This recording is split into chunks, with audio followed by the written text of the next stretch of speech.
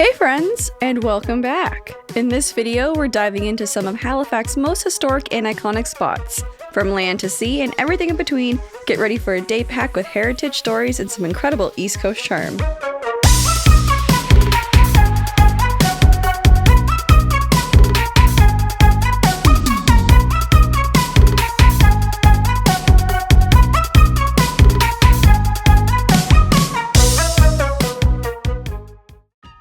Our day in Halifax kicked off with one of the most unique tours you can take, the Harbour Hopper Tour. Our amazing guide Adina and our driver/captain, Jeff, made this a very fun and educational ride. Now, the Harbour Hopper isn't your average tour bus. This thing is an ambitious vehicle. It was originally built for military use, designed to roll across land and drop straight into the water to unload cargo from big ships. So yeah, it's basically a tank that decided to retire and start giving city tours. As we drove through downtown Halifax, Adina filled us in on the city's deep roots. Halifax, or Jabukduk, as it's known in Mi'kmaq, the land of the Mi'kmaq people, has always been a place tied to the sea. Long before the Scots and British arrived in the 1700s, the Mi'kmaq called this home, using the harbour and its coves as natural shelters. Adina had us looking everywhere, pointing out heritage buildings, old churches, and local landmarks that each have their own stories. After exploring the city streets and soaking up all that history, it was time to see Halifax from a whole new perspective: the water.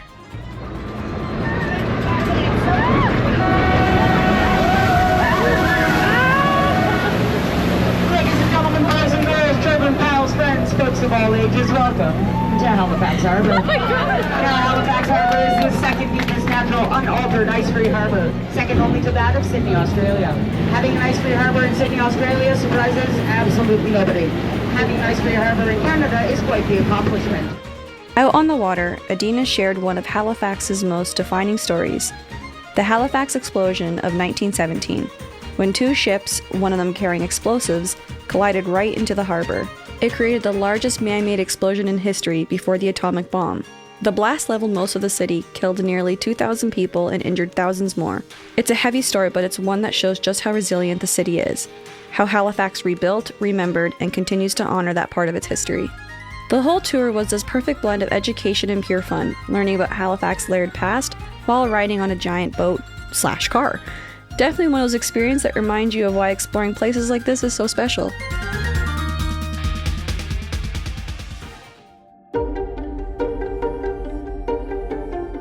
Our next stop was a spot that instantly slowed down the pace, the Halifax Public Gardens. Right in the heart of the city, this place feels like you've stepped straight into another time. The gardens were officially established back in 1867, the same year Canada became a country, but their roots go even further.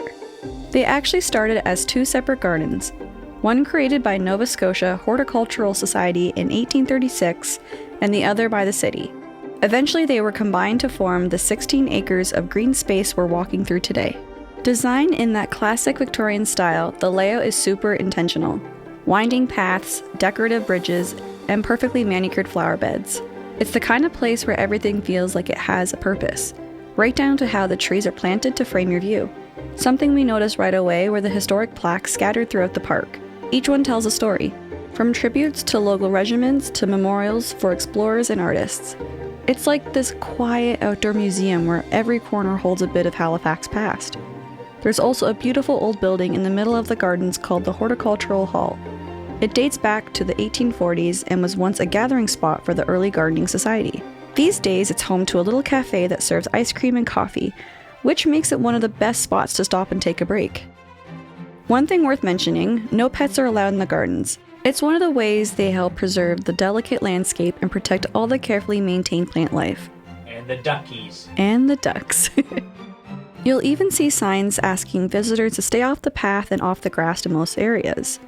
Although we did spot someone breaking the rules by sneaking their dog in there. It's easy to see why they have all these signs here when you realize how much care goes into keeping it all in this pristine condition. This park is peaceful, detailed, and full of history. A perfect reminder of how even in a busy port city like Halifax, you could still find a little pocket of calm that's been thriving for over 150 years. The gardens are also home to more than 140 different species of trees, adding even more life and variety to this stunning place.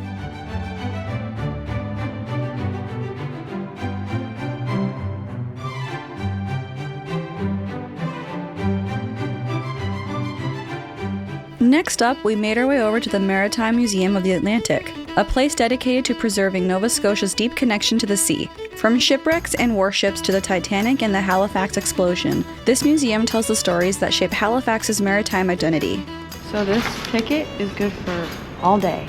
So if you have to leave and come back, you can do that from open to close. That's freaking sick because we want to go catch a big cannon gun thing going off. Whoa. Whoa. Whoa. Okay, one of the coolest things about this museum is just how many ancient maritime artifacts they've preserved. From ship parts and navigational tools to weather journals and uniforms, we always find it so fascinating seeing pieces of history up close. It's like the ocean still whispers through these old relics. Freaking old. 1690. 1690. 1690. The Maritime Museum of the Atlantic holds one of Canada's largest collections of seafaring artifacts. Over 30,000 pieces that tell the story of life on the water. You'll find everything from wooden schooners to naval relics to objects recovered from one of the most famous shipwrecks in history. One of the most captivating exhibits here is Titanic, the unsinkable ship in Halifax. Even though the ship sank hundreds of miles away, Halifax played a huge role in the recovery efforts. Inside the exhibit, you'll see some incredible items, including one of the only surviving deck chairs from the Titanic, furniture from first-class cabins, and even the shoes of the unknown child, one of the youngest victims of the tragedy. It's haunting but also deeply moving to see these preserved pieces of history up close. What we found really interesting was how the exhibit showed the class divide aboard the ship. Seeing what each ticket offered made you really feel how different those experiences were. This spot is perfect for history lovers, especially anyone fascinated by the sea and how ships once operated.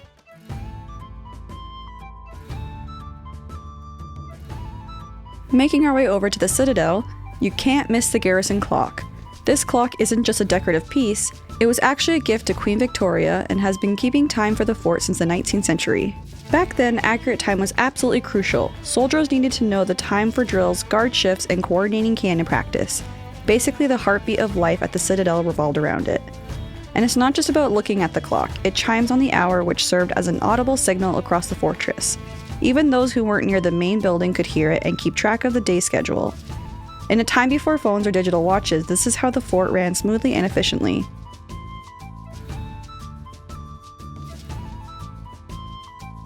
Admission to walk the Citadel is super fair for what you get.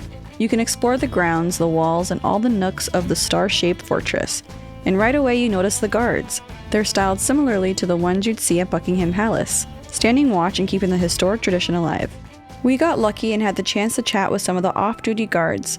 They shared so much about their uniforms, the guard rooms, and the war guns, which, by the way, are still the same models that they used back when the Citadel was first built.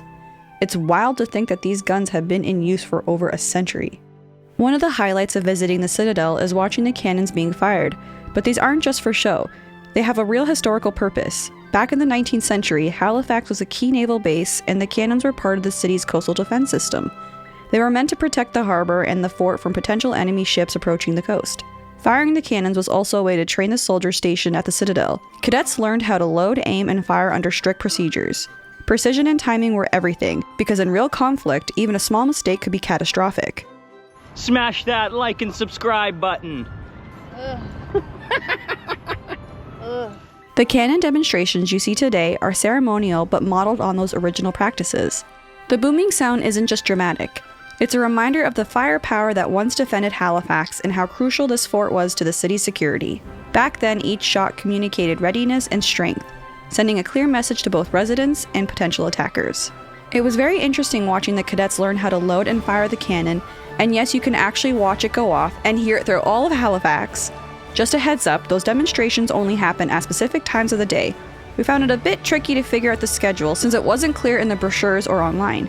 We ended up missing the firing of the cannon the first time we came here and had to come back a second time to make sure we got that. But we did miss the firing of the muskets both times, which was a bummer, even though you can hear the echoing throughout all of Halifax. Timing is everything with this one. Walking the grounds of the Citadel was really cool to explore, but you don't have to do it solo. You can book a guided tour where someone will walk you through the fortress, teaching you all about its history and make sure you catch everything at the right time. If you'd rather do what we did and just browse at your own pace, that's totally fine too. There's plenty to see on your own, from the walls and cannons to the museum inside. Either way, you'll get a real sense of what life was like here and why this place was such a key part of Halifax history for centuries. We actually ended up coming back to the Citadel a second time for free. A kind lady let us return since we missed the cannon and the musket demonstration on our first visit, which was really nice of her. During the second visit, we explored the cafe inside the Citadel. Just a heads up, we happened to go when a school field trip was happening, which is pretty common given how rooted this place is in history. When do they do it again? Wait, I missed it, do it again! Wait, I missed it, do it again! Alright, so field trips happen here often. Condoms, always use condoms. Condoms.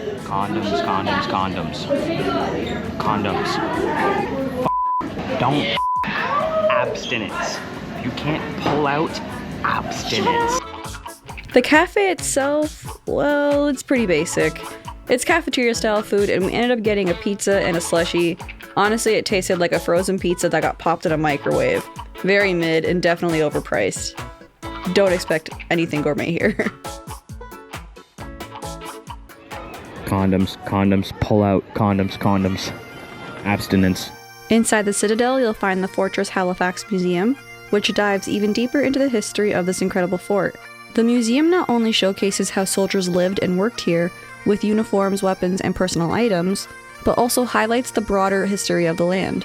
The Citadel itself has an interesting evolution. The first version of the fort was built in 1749, but over the years it went through 4 major iterations, each one adapting to changing military needs, technology, and strategies. You can see evidence of these changes in the layout, the walls, and the star-shaped design of the current fortress, the one that still stands today.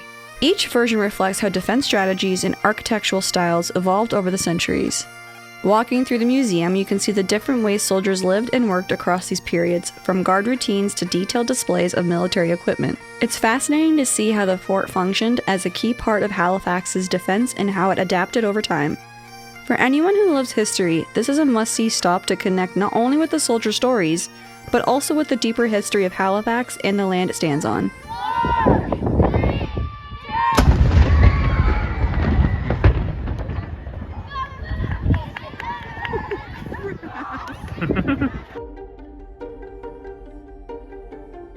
While we didn't have time to fully explore the Pier 21 Immigration Museum, we did take advantage of their really cool free service that helps you trace your family history and learn about relatives who immigrated through this port.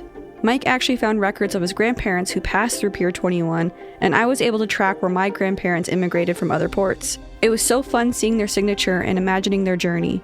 It really makes history feel personal.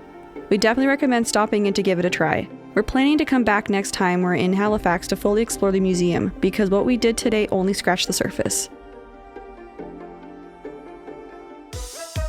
Alright friends, that's a wrap on our history-packed Halifax adventure. We hope you enjoyed exploring all these incredible spots with us. We've got plenty more videos coming your way, so stay tuned, and we'll see you in the next one.